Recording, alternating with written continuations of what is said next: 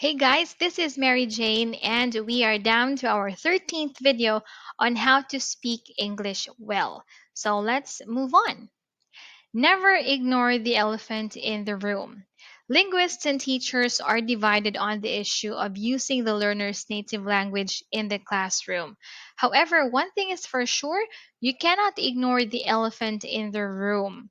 Your mother tongue is equivalent to an instinct, and the vast majority of mistakes that we're going to, let's say, make using English will just really come through logical transfer.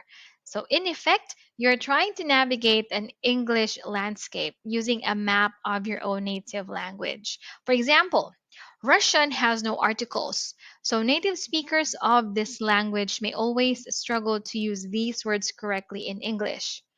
Native French speakers often find it hard to pronounce the English huh, so they are likely to pronounce the word hen as n.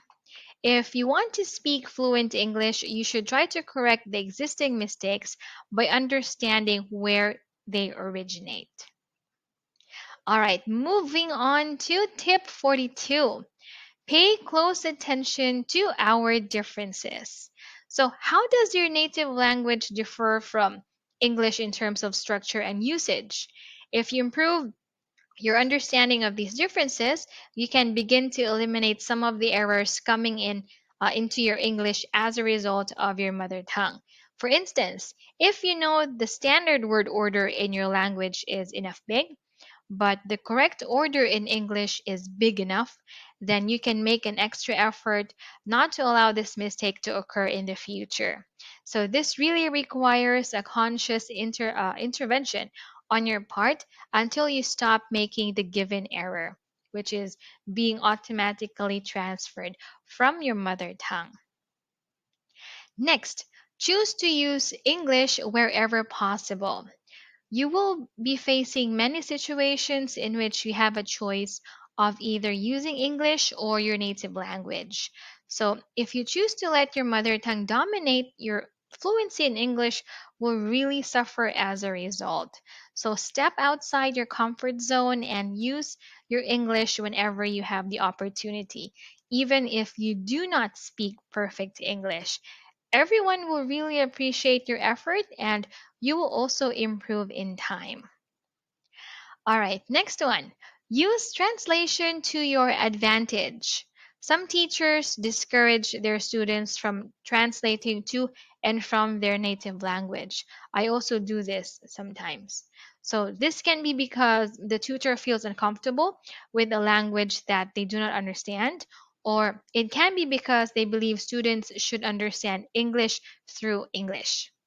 This approach fails to recognize the benefits of limited mother tongue usage when learning another language. So, quick translation to and from the student's native language can save a lot of time, especially if you're going to use, let's say, a detailed bilingual dictionary that often helps build a better understanding of what the words mean in each language, and they might, let's say, they might show you how they may overlap or differ at the same time.